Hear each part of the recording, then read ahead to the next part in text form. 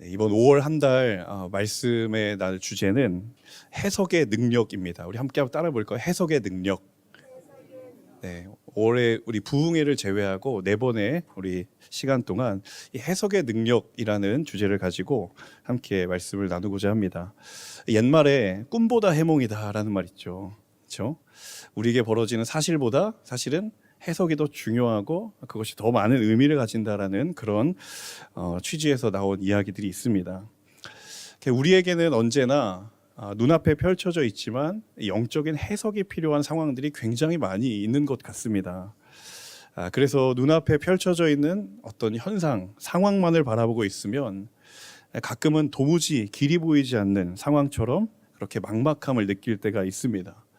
나아가야 할 길이 보이지 않는 상황이 있을 때도 있고 또 우리 가정 혹은 가족의 어떤 예상치 못한 어떤 문제의 고민의 상황들이 있을 수도 있고 또 실마리를 찾을 수 없을 것처럼 느껴지는 관계의 문제들도 있고 사방의 모든 문이 닫혀져 버린 것 같은 그런 상황 속에서 이 상황을 어떻게 돌파하고 또 극복할 것인가.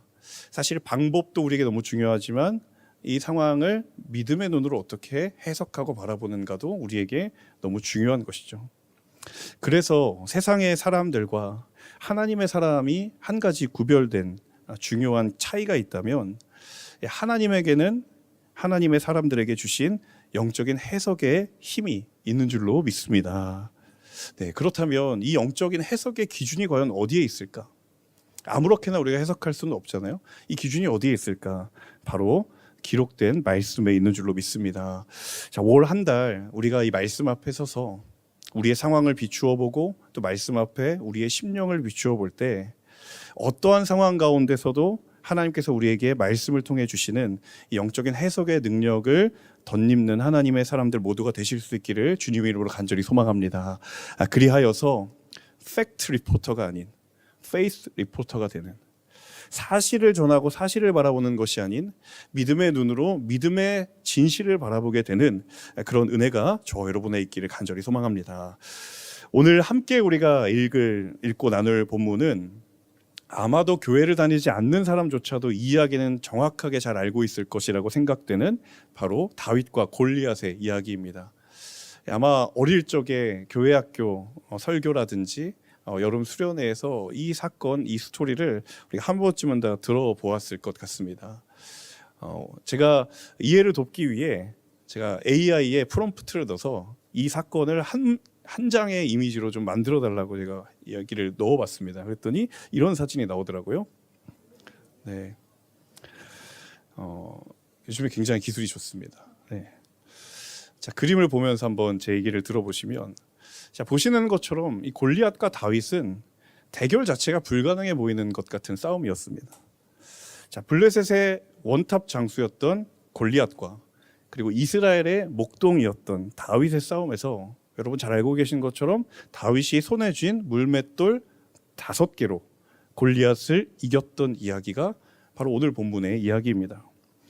우리가 읽은 본문은 41절에서 50절이지만 오늘 함께 나눌 이야기들은 17장 전체를 염두에 두고 함께 말씀을 살펴보고자 합니다. 크게 세 가지를 우리가 좀 함께 살펴보기를 원하는데요. 첫 번째는 무엇인가 하면 하나님은 다윗을 어떻게 준비시키셨는가 하는 것입니다. 하나님은 이 엄청난 승리의 전투를 분명히 다윗이라고 하는 한 사람을 통하여 일하셨는데 이 하나님께서는 다윗을 어떻게 준비시켜 오셨는가, 우리가 이 부분에 대해서 생각해 보기를 원합니다. 자, 골리앗을 앞세운 블레셋 군대를 보고 오늘 본문의 앞본문을 자세히 한번 읽어보면 이스라엘 군대는 한마디로 모두가 다 두려움에 얼어버렸습니다. 정말 부끄럽게도 사울 왕으로부터 시작해서 보잘것없는 쫄병에 이르기까지 모든 군대가 두려움에 얼어버렸습니다. 그래서 누구 하나 맞서 싸울 용기가 없었죠. 자, 골리앗이 이 분위기를 정확하게 꿰뚫고 있었습니다. 그래서 누구든지 나와서 나랑 1대1 맞짱을 뜨자 하는데도 아무도 전투에 나오지 않는 거예요. 그러면서 이스라엘 군대를 조롱하고 심지어는 이스라엘의 하나님이신 하나님을 조롱하는, 그렇게 자신의 주인 대신 하나님께서 조롱을 당하는 상황에도 아무도 한마디도 못하고 속수무책으로 자존심이 짓밟히는 상황에 있었던 것이죠. 자, 그런 상황과 그런 분위기 속에 누가 등장했는가? 다윗이 등장했던 것입니다. 자, 소년 다윗이 등장했는데 우리가 읽지 않은 본문이지만 26절의 말씀을 제가 읽어드리겠습니다. 다윗이 곁에 서 있는 사람들에게 말하여 이르되 이 블레셋 사람을 죽여 이스라엘의 치욕을 제거하는 사람에게는 어떠한 대우를 하겠느냐? 이 할례받지 않은 블레셋 사람이 누구이기에 살아계시는 하나님의 군대를 모욕하겠느냐?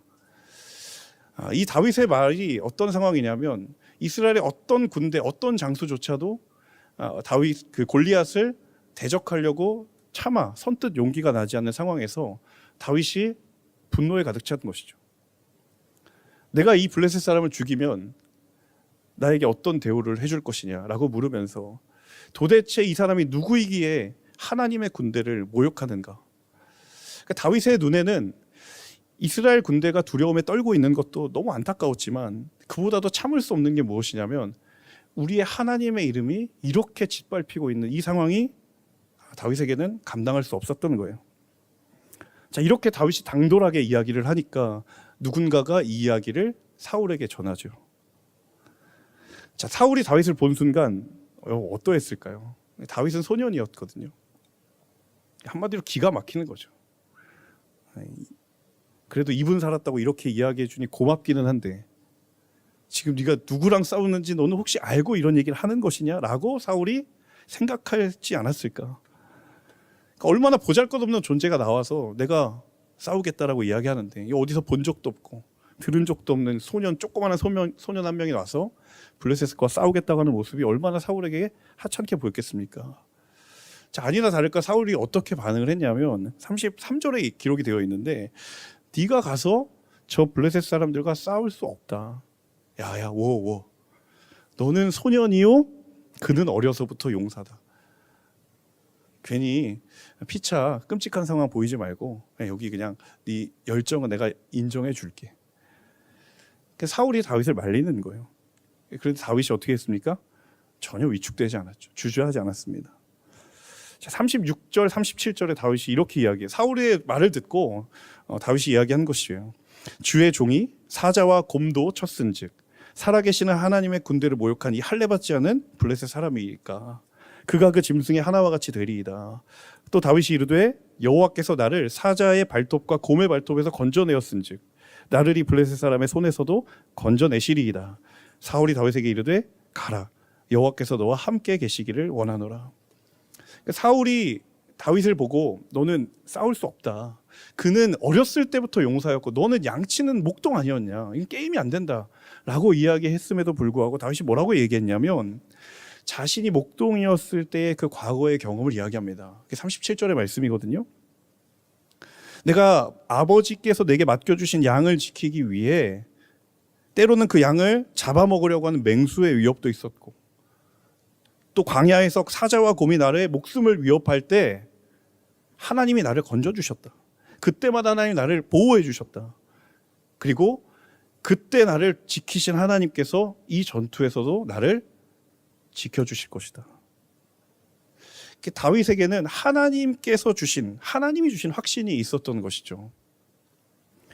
자, 여러분, 우리가 어떤 문제적인 상황이나 도전에 직면했을 때 사람들이 그 상황을 해결하여 나아가기 위해 늘 하는 것이 뭐냐면 이 상황이 도대체 무엇 때문에 벌어졌는가 원인을 진단하고 그리고 그 원인을 분석해서 해결 방안을 솔루션을 찾게 되어 있어요.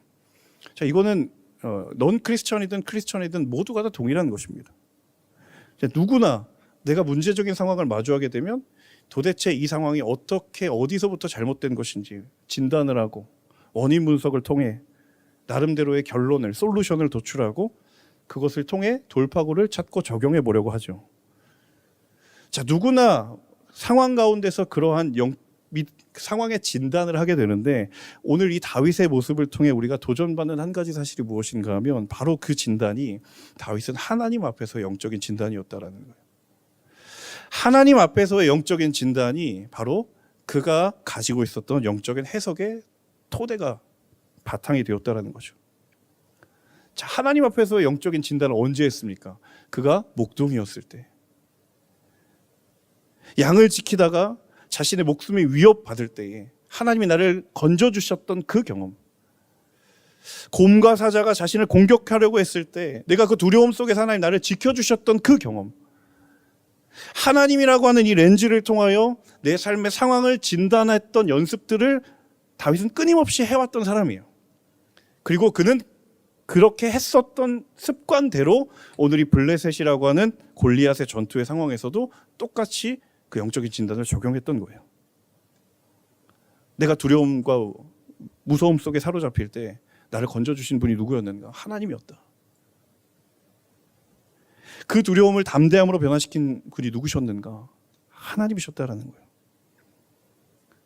지금 골리앗 앞에 서겠다고 내가 결심한 지금 순간도 나는 특별한 무언가를 가지고 있는 것이 아니라 목동의 때와 그리고 지금 전쟁의 때가 나는 동일한 영적인 진단과 영적인 해석으로 나아간다는 것이죠. 하나님이라고 하는 영적인 렌즈를 통해서 영적인 진단을 할 줄 알았던 사람이 바로 다윗이었다는 것이죠. 사랑하는 성도님 여러분, 하나님의 사람이 세상과 다른 한 가지 구별된 그리고 하나님이 주신 영적인 특권의 능력이 있다면 우리에게는 이 하나님이라고 하는 아주 진리의 렌즈가 있다는 거예요.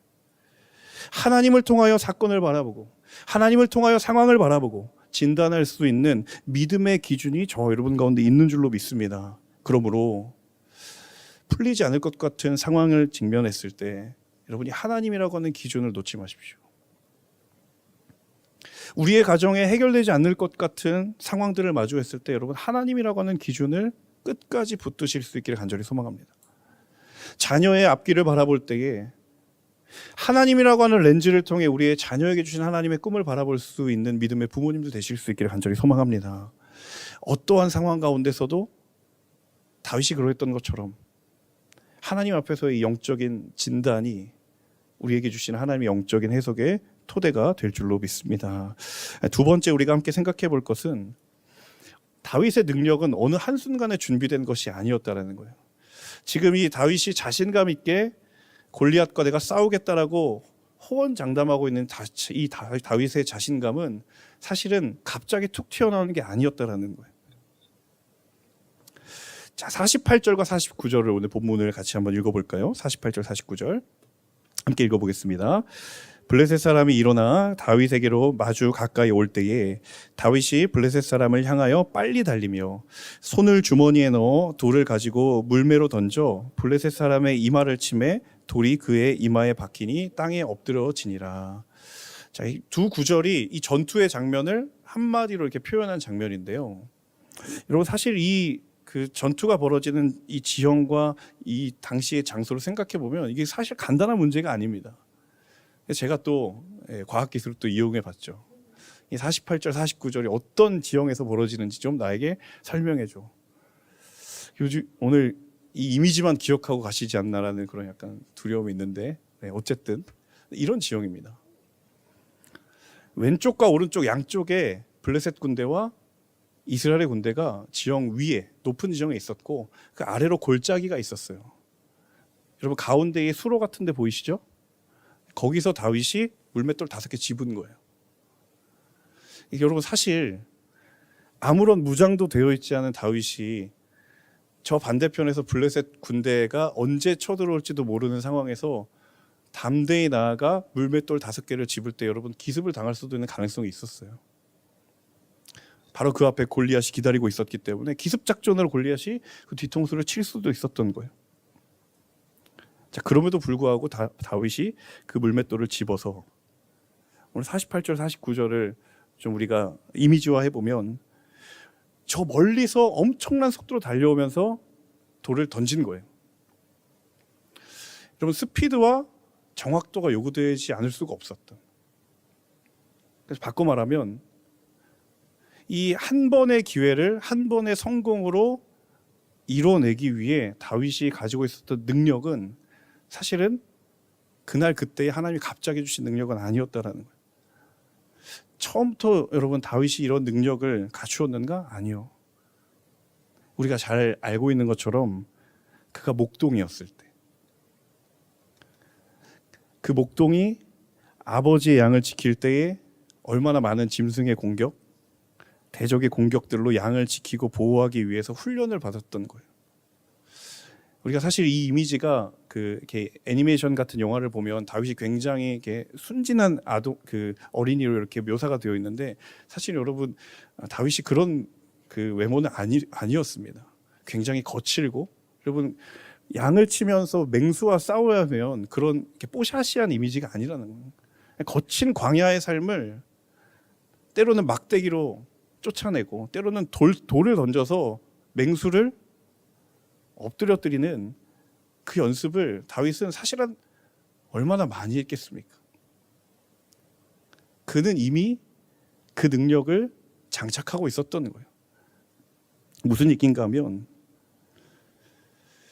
다윗에게 이 목동의 시간, 사울 앞에 다윗이 섰을 때 너는 목동이었고 쟤는 어려서부터 용사였는데 또 싸움이 안 된다라고 했지만 다윗은 알고 있었어요. 이 목동의 시간이 언젠가 하나님께서 나를 사용하실 준비의 시간이라는 것을 다윗은 알고 있었던 거죠. 여러분 만일 다윗이 그 과거에 들에서 양을 치는 그 목동의 시간이 내 인생에 버려지는 시간 같고 왜 우리 형들은 앞서 본문에도 나오는 것처럼 큰 새 형들은 용사처럼 훈련도 받고 그런데 왜 나는 아버지의 양만 쳐야 될까? 스스로 생각하기에 하찮은 시간이라고 여겨졌다면 지금 이 순간에 다윗이 있었을까요? 없었을까요? 없었을 것입니다. 이 지나온 다윗의 목동으로서의 시간이 오늘 이 사건 앞에 비추어 볼 때 단 한순간도 무의미한 시간이 없었다라는 거예요. 한 사람이 영적인 해석의 능력을 갖기까지 하나님은 반드시 그 능력을 갖기 위해 필요한 훈련의 시간을 우리에게 허락하십니다. 다윗에게는 목동의 시간이었고 또 우리에게는 각자의 상황에 맞는 우리가 하나님의 눈과 하나님의 시선을 덧입게 하기까지 하나님께서 우리의 삶 가운데 주시는 영적인 훈련의 시간이 있다라는 거예요. 하나님이 그 시간을 사용하신다라는 겁니다. 그래서 여러분 지나온 우리의 삶 가운데에 하나님의 사람에게 있어서는 결코 버려지는 시간이 없는 줄로 믿습니다. 우리의 시간, 우리에게 주어진 하루하루라고 하는 그 시간들 속에 때로는 이것이 과연 하나님이 주신 시간이 맞는가? 이게 나에게 무슨 의미가 있는 시간인가라고 느껴질 때에 여러분 오늘 이 말씀을 기억하십시오. 다윗이 골리앗 앞에 서기까지 하나님은 어느 순간 뚝딱 다윗의 능력을 만들어냈던 것이 아니라는 거예요. 오랜 시간부터 곰과 사자와 광야에서 어두운 칠흑 같은 밤에서 양들을 지키며 하나님께서 다윗의 심령을 훈련시키시고 두려움과 공포 속에서 하나님이 주시는 평강과 담대함을 주셨던 다윗의 지나온 시간을 하나님이 단 한순간도 버리지 않고 사용하셨던 것처럼 우리의 인생의 모든 시간을 하나님은 단 한 시간도 땅에 떨어뜨리지 아니하시고 하나님의 나라와 하나님의 영광을 위하여 사용하실 줄로 믿습니다. 이 시간의 주관자, 시간의 인도자, 선하신 주님을 신뢰하실 수 있기를 간절히 소망합니다.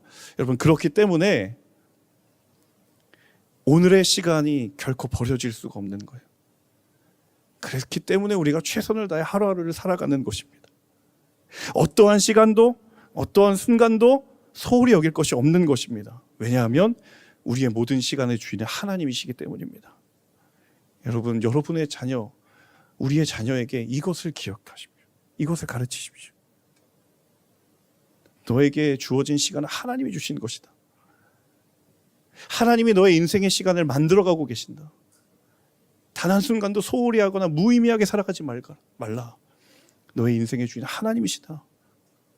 여러분, 이 시간의 주인 되신 하나님의 고백을 우리의 자녀에게, 그리고 우리의 가정에게, 그리고 우리에게 선명하게 새기는 은혜와 축복이 있기를 간절히 소망합니다. 우리 마지막 세 번째는 하나님의 시선과 나의 시선이 본질적으로 다르다라는 거예요. 제가 이 본문을 수도 없이 읽어봤는데 이 본문을 오늘 설교를 준비하면서 이번에 다시 읽어보면서 정말 놀라운 사실 하나 발견했습니다. 그게 무엇인가 하면 이 스토리 17장의 이 다윗과 골리앗의 이야기의 가장 앞부분에 골리앗의 이름이 단 한 번이 등장하고 그 이후에 골리앗이라고 하는 이름 석자가 나오지 않아요. 물론 중간에 한 번 나오거든요. 이게 3인칭 화법으로 하기 때문에 나올 수밖에 없는 상황이지만 그 두 상황을 제외하고는 여러분 오늘 본문을 읽어보시면 골리앗의 이름이 뭐라고 되어 있냐면 블레셋 사람 이렇게 되어 있습니다.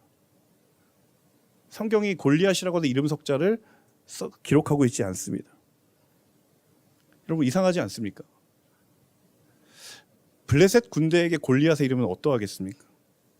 절대적인 힘을 가진 존재입니다. 우리가 패색이 짙어도 골리앗이라는 카드를 앞세우면 우리는 뒤집을 수 있는 힘이 있다.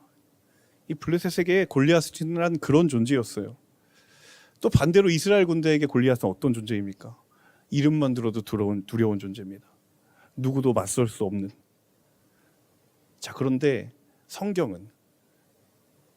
성경이 하나님의 감동으로 사람으로 하여금 기록하게 하신 하나님의 말씀인데, 여러분 그 성경에 골리앗의 이름이 없다라는 거예요. 사람들은 골리앗이라고 하는 이름에 대해 절대적인 힘, 두려움을 가져다 주는 존재로 인식했지만 하나님 앞에서 골리앗은 그저 아무것도 아닌 거예요. 그냥 피조물에 불과한 거예요. 그냥 블레셋 사람인 거예요. 원 오브 댐인 거예요. 여러분 이 하나님의 시선과 인간의 시선의 차이가 있다는 거죠. 똑같이 골리앗이라고 하는 인간에게 두려움을 주고 인간의 마음을 하나님으로부터 떠나게 만드는 상황과 인물과 환경 속에서 사람들은 골리앗을 보고 골리앗이다 라고 이야기하지만 하나님은 저 사람은 그저 그냥 블레셋의 한 사람일 뿐이다라고, 하나님 앞에서는 아무것도 아닌 피조물이라고, 그 하나님의 시선을 성경의 이 본문을 통해서 우리에게 계속해서 말씀해주고 있는 거예요. 여러분 우리의 해석의 능력이 어디에 있는가? 바로 이 하나님의 시선에 있다라는 거예요. 우리의 인생의 골리앗과 같은 상황과 존재가 얼마나 많이 있습니까? 우리 큰일 났다. 두려움을 가져다주는 존재, 염려를 가져다주는 상황. 인간의 시선으로 보면 그 존재와 그 상황은 골리앗일 뿐이지만 하나님의 시선을 덧입으면 그 골리앗은 오늘 성경이 전하는 것처럼 블레셋 사람일 뿐인 거예요. 나에게 아무런 두려움을 줄 수 없고 내게 아무런 염려를 가져다 줄 수 없는 하나님의 주권 앞에서 그냥 창조의 피조물일 뿐인 것이에요. 여러분 우리의 시선과 본질적으로 다르니 하나님의 시선을 덧입게 되기를 주님의 이름으로 간절히 축복합니다. 내 삶의 대적과 같은 이름이 크게 보이십니까? 아니면 여러분 전능하신 하나님의 이름이 크게 보이십니까? 이 싸울 수 없을 것이라고 생각하는 이 절망의 상황 속에서 여러분 어떤 이름이 더 내게 크게 보이십니까? 오늘 이 말씀을 힘입어서 우리의 심령 가운데 선포하십시오. 내 영혼아 믿음의 눈을 들어 하나님을 볼지어다. 내 영혼아 이길 수 없을 것 같은 골리앗이라고 하는 그 대적을 하나님의 시선을 덧입어 그것을 블레셋 사람으로 바꾸어 버리시는 하나님의 능력을 덧입게 되기를 주님의 이름으로 간절히 소망합니다. 영원할 것 같지만 사실은 흩날려 버릴 그 유한한 존재에게 우리의 마음과 우리의 시선을 빼앗기지 않기를 간절히 소망합니다. 내 믿음의 시선을 돌려 영원하신 하나님, 완전하신 하나님 앞에 우리의 믿음의 시선을 둘 수 있기를 주님의 이름으로 소망합니다. 그리하여 우리의 절망의 상황 속에서도 믿음을 발견할 수 있고 고난의 상황 속에서도 하나님의 임재를 경험할 수 있는 바로 이 믿음의 비밀을 가진 자, 이 다윗의 담대함, 다윗의 믿음, 다윗의 영원하신 하나님의 그 시선을 덧입는 저와 여러분 모두가 되실 수 있기를 주님의 이름으로 간절히 소망합니다.